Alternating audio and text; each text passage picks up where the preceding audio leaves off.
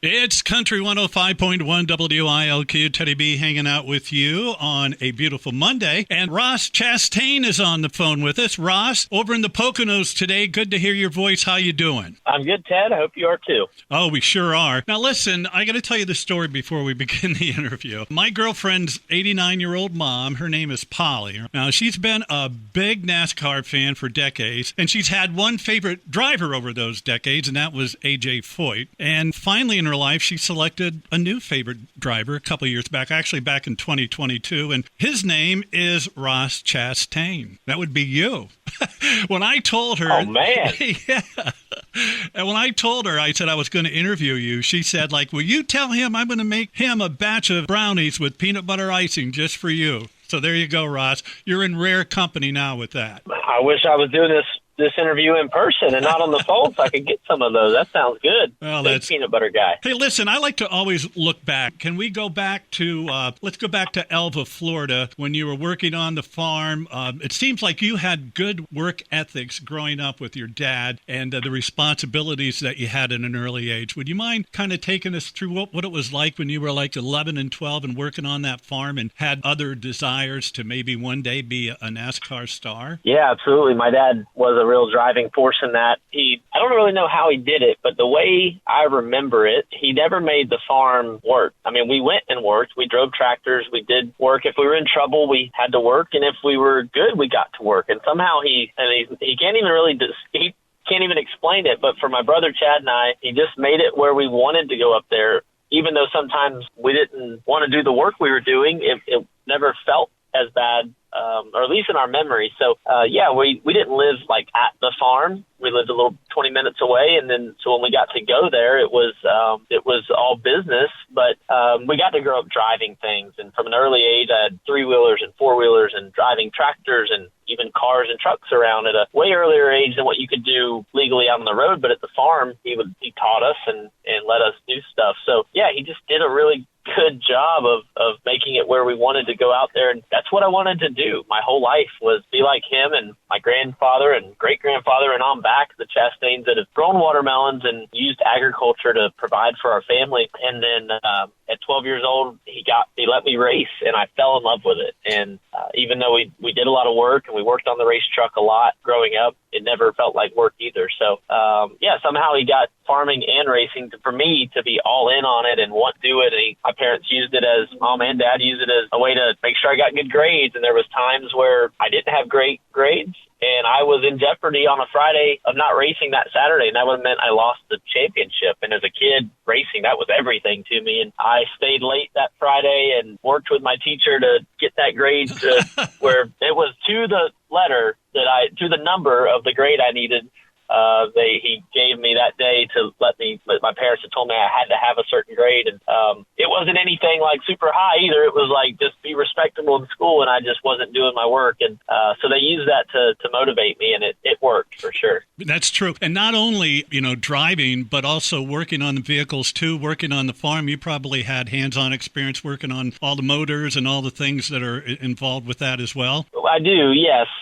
Racing growing up, we did all the work ourselves. We didn't pay anybody to do the regular work. Now, if we had to do framework and real welding, we were not equipped to do that. We could do small repairs, and we did that, and we did all the setup work and most of that. We had one guy, his name's Gus, that would help us on the heavy lifts of frame repair or major body replacement or setup. If we were off, he would help us go through it. And we had other friends of my dad's that were older racers, and they would help. We did it all right in our shop, in our backyard. And definitely now my hands don't get near as dirty because my job now just requires me to talk about the people that are doing the work. We've got about 200 employees at Trackhouse, Concord, North Carolina, all very well equipped and taught, trained, whether they're the engineers with a degree in what they do or they're the mechanics with decades of knowledge, decades of years worth of knowledge of working on race cars that are way more equipped than me. So, yep, my job's definitely evolved over the years, but they want me to go fast on Sunday and talk about them the rest of the time. Hey, Trackhouse Racing, good organization to work. It's a good time. Yeah. Time to be a driver for Trackhouse. Well, you've got a lot of monikers going around. Ross the Boss is one. The one race, the Hail Melon at the final lap of that 2022 Martinsville playoff, that kind of changed everything in your life and career, didn't it? Can you take us through that? It did. Or could you take us through that? Like what mindset put you there to do that at that particular time? Desperation. That's what I could describe it. I was just so desperate to make that championship race, and we were 2 points out after a season of racing. I needed 2 spots to make it, and for some reason my mind thought run the wall and just hold it wide open, and then I realized I was going to hit the chip in 4th gear, so I shifted to 5th, a gear we do not use at Martinsville. Such a small track. We use 3rd in the corners and 4th on the straightaway, and wow, what a just a one moment in time that just drives so much of what we did that year and continues to drive us to get back there. But it was just a desperate attempt to pass 2 cars, and for some reason my mind said, why not do it? And I did it, and that sent us to the championship. Ultimately came up 235 feet short. We finished 2nd to Joey Logano in the championship and just a few car lengths back. Couldn't quite pass him, but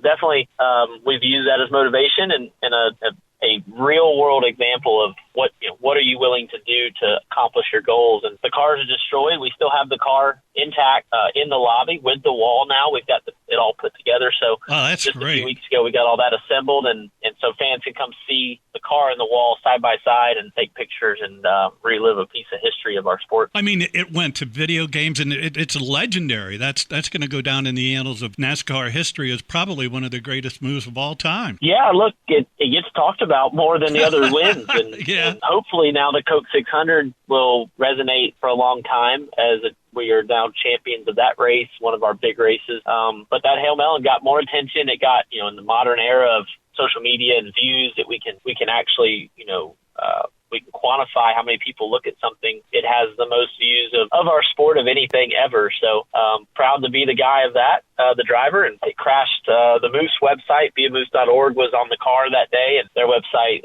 crashed and burned that day. They had to reboot it, and so many people were trying to view it. Well, it certainly is a topsy-turvy next few weeks for you, coming off of Brooklyn, a nice top 10 finish yesterday with the Michigan International Speedway there. But now getting everything set up for Mexico City, what's that like? I mean, how do you prepare for something like that? And then coming back the following week, and you'll be at the Great American Getaway 400, presented by visitpa.com at the Pocono Raceway. Yep, so I am in Pocono today. Got done with Michigan yesterday, caught a flight this morning, gonna go around town and remind everybody that we're coming to race in just 2 weekends. But you're right, we go to Mexico. I go down there Wednesday night and get start getting acclimated to that track. It's something that at, I think, north of 7,000 feet of elevation. It's going to take, I don't even know if I'll be totally acclimated by Sunday, but I want to get down there early. So going Wednesday night, have a few days to try to get used to the thin air. Our cars are going to have less horsepower, less grip, less downforce, with that air being so different and thin, but really excited. I got a teammate, Daniel Suarez. He's from Monterey, so I've heard stories of his upbringing and childhood in Mexico. I've visited the country myself as recently as last November. On the west coast of the country, was from Guadalajara. Some buddies and I road trip to the coast. Had a great time. Met a ton of great people, and really, I'm excited. I'm proud to be one of the drivers that's going to be in the race for the first international points-paying race in NASCAR history. I think it's a great time in our sport. I know it is for me. It's a great time to be a driver in the NASCAR Cup Series. Oh, for sure. The expansion's incredible. Hey, I wanted to ask you, could you give me some of your memories that stick out to you as you were at the Tricky Triangle today, some of the races in the past Pocono that stick out to you, or situations that happened? Best one I could say is we won a truck race here in 19. We've had chances to win Cup and Xfinity, didn't quite get it done, but that truck win in 2019 was an incredible day. I got to smash a watermelon on the front stretch, took a watermelon beach ball into the stands. The fans were super excited. A lot of great memories. I ran around. I probably ran half a mile just in my celebration, it seemed like, and then got to Victory Lane, that iconic Victory Lane they had there at the time. It was so cool to get up there, and my team, celebrate with them. That was a great time. Pretty boring race, I'll be honest. We stunk up the show that day, so not going to be able to do that in Cup, but like to get another win. That the trophy here is iconic. Ross Chastain, we want to thank you so much for your time. I know you're very, very busy. Good top 10 finish yesterday for you, and hopefully the same result. And when you come here in the Poconos in a couple of weeks, you'll get the checkered flag. All right, Ted. Thanks for having me. All right. Take care. See you, Ross.